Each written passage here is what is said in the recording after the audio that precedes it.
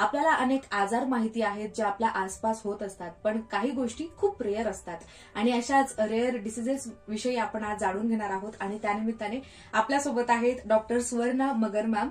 त्या पेडियाट्रिशियन आहेत, एमजीएम हॉस्पिटलमध्ये असिस्टंट प्रोफेसर, आणि त्यांचं जेनेटिक डिसऑर्डर हे क्लिनिक आहे. म्हणजे जनरली मॅम जे असे डिसीजेस असतात की जे खूपच रेअर आहेत, तर त्यावर तुम्ही काम करता आणि याचे पेशंट्सही रेअर असतात आणि त्यामुळे याविषयी जास्त लोकांपर्यंत माहिती पोहोचत नाही. तर सगळ्यात पहिले तर आम्हाला सांगा की रेअर डिसीजेस म्हणजे काय? सगळ्यात पहिले अमृता, थँक्यू सो मच तुम्हाला इथे बोलवलं आणि इथे बोलण्याची संधी दिलीस. तर गेल्या 5 वर्षापासून आपण एमजीएम मध्ये रेअर डिसीज क्लिनिक रन करतो आहे. तर रेअर डिसीज किंवा जेनेटिक हे सिनॉनिमस आहे किंवा सेम आहे असं म्हणता येईल. रेअर म्हणजे दुर्मिळ. आपल्याला कॉमन आजार माहिती आहे जसे डायरिया, न्यूमोनिया वगैरे. तर हे आजार जे आहे यांची लाखामध्ये एखाद्या बाळाला असा आजार होत असतो. तो डेफिनेटली कॉमन नाहीच आहे. तर असे जे आजार असतात युएस मध्ये याचं प्रिव्हॅलन्स म्हणजे 2000 मध्ये एखाद्या बाळाला एखादा आजार होत असेल, 2000 बालकांमध्ये एखादा, तर त्याला आपण रेअर म्हणतो. इंडियामध्ये तशी डेफिनेशन नाहीये. आणि भारतामध्ये हे दुर्मिळ आजार जे आहे ते म्हणजे त्याविषयी एक ठाम मत किंवा ठाम पॉलिसी जी आहे ती आता रिसेंटली गव्हर्नमेंटकडनं आलेली आहे. पण ऍज सच हे जन्मापासून ते म्हातार वयापर्यंत बऱ्याच आजारांचा याच्यामध्ये समावेश आहे. जवळजवळ 7000 आजार असे आहेत की जे दुर्मिळ आहे. पण आपली लोकसंख्या बघितली तर तसे ते तितकेही दुर्मिळ नाहीये. आणि आज जे माझ्याकडे ओपीडी आहेत, समजा दिवसाला 4 ते 5 पेशंट्स तिथे येतात, तर बऱ्यापैकी आता पेशंट्सला माहिती झालेलं आहे की काय आहे ते. तर मॅम हे दुर्मिळ आजार म्हणजे यामध्ये कोणकोणते आजार येतात नेमके? बरोबर. हे दुर्मिळ आजार जसं मी संख्या सांगितली 7000 आहे. यामधले 80% आजार हे जन्मजात आजार आहेत. म्हणजे त्याचं बीज कुठेतरी प्रेग्नन्सी होतानाच बाळामध्ये आलेलं असतं किंवा त्याच्यामधला जो डीएनए बदल आहे तो जन्म होत असताना, जन्म म्हणजे प्रेग्नन्सी होत असताना हा आलेला असतो. आणि 80% आजार हे जन्मजात आहे. 20% आजार हे दुर्मिळ आजार म्हणून काही अक्वायर्ड कंडिशन म्हणजे किंवा बाहेरून आलेल्या आजारामुळे असू शकतात. पण मेजॉरिटी हे असे आहेत. यातले 80% जे आहेत ती लहान बालके आहेत, 5 वर्षाच्या आतील.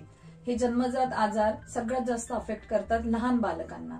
आणि यामध्ये म्हणजे जसं जसं वय वाढतं तसं या आजारांची संख्या कमी होते. कारण हे आजारच इतके मुळात सिव्हिअर आहे की एखाद्या आजारामधून वाचून आणि पुढे जाणं, त्यामुळे अडल्ट्समध्ये याचं प्रिव्हॅलन्स तसा किंवा शक्यता कमी असते.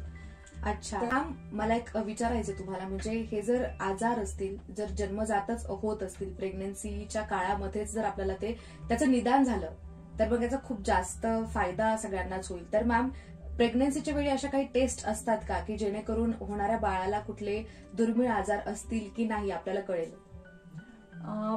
बरोबर. आपल्याला सगळ्यात पहिल्या घरी एखादा बाळ अशा प्रकारच्या आजाराने जर ग्रस्त असेल तर जनुकीय डॉक्टर, न्यूरोलॉजिस्ट किंवा मग लिव्हरचे डॉक्टर किंवा कार्डिओलॉजिस्ट, तर ह्या डॉक्टरांकडे जाऊन बाळाचा नेमका आजार काय आणि जनुकीय टेस्ट करून जर याचं निदान ऑलरेडी झालेलं असेल तर पुढील प्रेग्नन्सीमध्ये अॅम्निओसेंटेसिस किंवा गर्भजल परीक्षा, कोरियन बायोप्सी, ह्या 2 टेस्ट असतात. तर कोरियन बायोप्सी म्हणजे 11 ते 13व्या आठवड्यात वार आहे, वारेचे जे पेशी आहेत त्यांच्यामध्ये डीएनए टेस्ट केली जाते आणि पहिल्या बाळाला जे आजार आहेत त्याच्याविषयीच ती सेम टेस्ट पुन्हा केली जाते.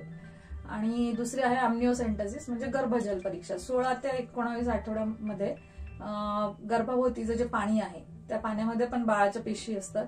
तर त्यातल्या डीएनए मध्ये पुन्हा पहिल्या बाळाचे जे आजार आहे त्याच्या अनुषंगाने डीएनए टेस्ट केली जाते. आणि ते जर लक्षणं आढळून आले की पहिल्या बाळासारखंच आहे तर parents have a choice to decide की प्रेग्नन्सी कंटिन्यू करायची की नाही.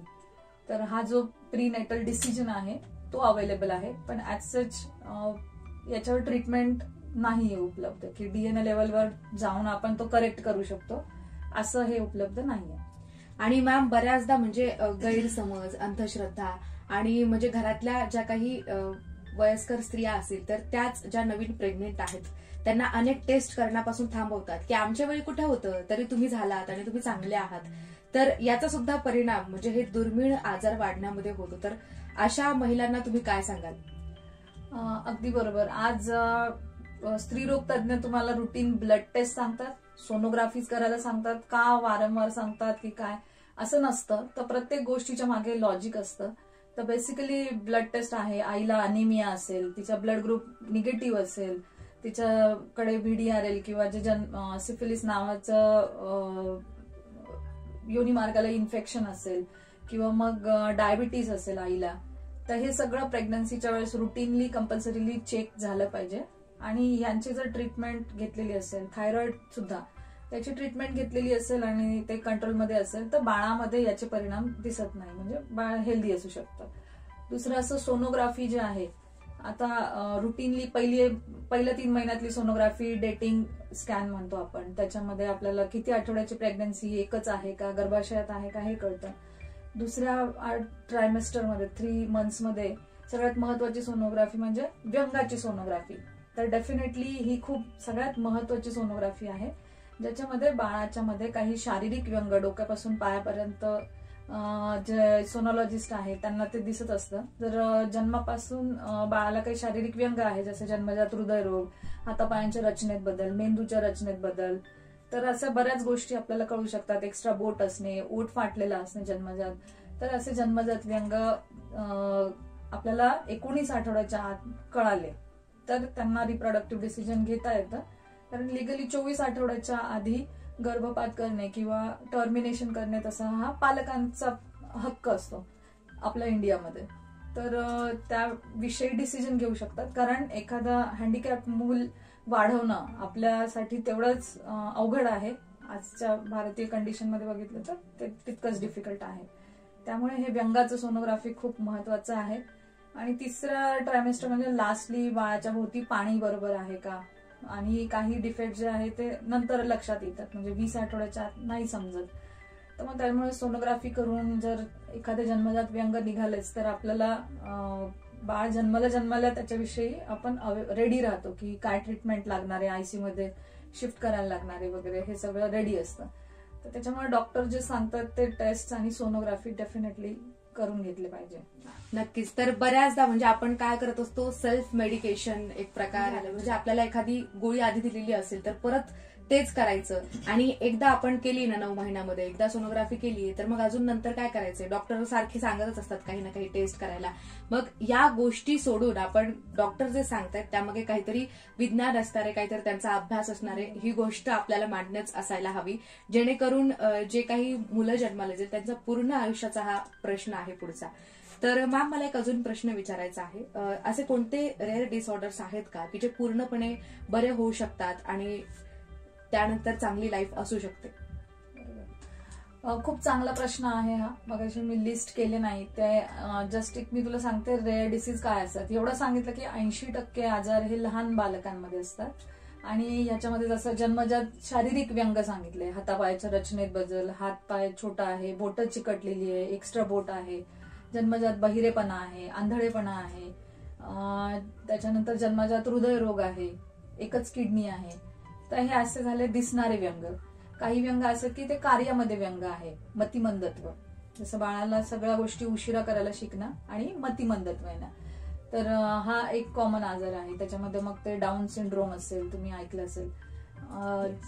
तर असे बरेच आजार आहेत जे कार्यामध्ये व्यंग आहे. त्यानंतर काही लिव्हरचे आजार आहेत, जन्मजात चयापचय क्रियेचे आजार आहेत, मेटाबॉलिझमचे आजार आहेत. तर यामध्ये कसं आहे, शारीरिक व्यंग आपल्याला काही अर्थाने 100% बरं करता येतं. जसं जन्मजात व्यंग हृदयरोग आहे, आपल्याकडे हृदयरोगाच्या शस्त्रक्रिया आता खूप ऍडव्हान्स झालेल्या आहे, तर कम्प्लिटली बरं होऊ शकतो. प्लास्टिक सर्जरीने आपल्याला शारीरिक व्यंग करेक्ट करता येतं.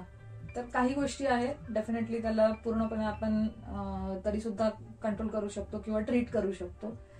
जे आता कार्यामध्ये जे व्यंग आहेत, जसं की गॅलेक्टोसेमिया आहे किंवा जे मेटाबॉलिक डिसऑर्डर्स आहे, ज्याच्यामध्ये आईच्या दुधातले आणि अन्नामधले काही गोष्टी पचत नाही, तर त्याच्यासाठी स्पेशल डाएट्स आहे.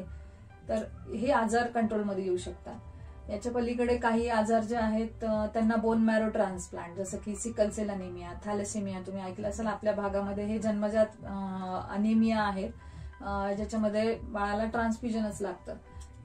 तर असे काही आजार आहेत ज्यांना बोन मॅरो ट्रान्सप्लांट आहे, ज्याच्याने पूर्ण क्युअर होऊ शकतो. लिव्हर ट्रान्सप्लांट आहे, काही आजार असे की ज्यांना लिव्हर ट्रान्सप्लांटने कम्प्लीट क्युअर येतो. किडनी ट्रान्सप्लांट आहे, तर वी कॅन ट्रीट. बहिरेपणा आहे, त्याला कॉक्लिअर इम्प्लांट आहे. तर असे बरेच आजार आहेत ज्यांना ट्रीटमेंट आहे, आणि ज्यांना ट्रीटमेंट नाहीये असे प्रपोर्शन पण बरंच आहे. म्हणजे ऍक्च्युली हे 15%, 85%ला ट्रीटमेंट नाहीये. 15% ज्यांना ट्रीटमेंट आहे तर बऱ्यापैकी अवेलेबल आहे. तर हे जे 15% ज्यांना डायग्नोसिस मिळणं खूप महत्वाचं आहे, म्हणजे मग त्यांना ती करेक्टिव्ह ट्रीटमेंट पूर्ण मिळू शकते. नक्कीच. आणि याचं जर कम्प्लीट सोल्युशनच आपण बघायला गेलो तर ते म्हणजे प्रेग्नन्सीच्या काळात होणाऱ्या सगळ्याच टेस्टवर लक्ष देणं, म्हणजे आवर्जून त्या टेस्ट करवून घेणं आणि सगळ्या म्हणजे डॉक्टरांच्याच सल्ल्याने प्रत्येक गोष्ट करणं त्या 9 महिन्यामध्ये, ही गोष्ट खूप महत्वाची आहे. थँक्यू सो मच मॅम, तुम्ही आज आम्हाला अशा गोष्टींविषयी आपण बोललो की ज्या रेअर आहेत आणि जास्तीत जास्त लोकांना याविषयी माहिती नाहीये. तर थँक्यू सो मच, आज तुम्ही आम्हाला एवढी महत्वाची माहिती सांगितली, त्याबद्दल तुमचे माझ्याकडून, आमच्या MGM 90.8 FM कडून खूप खूप आभार. थँक्यू.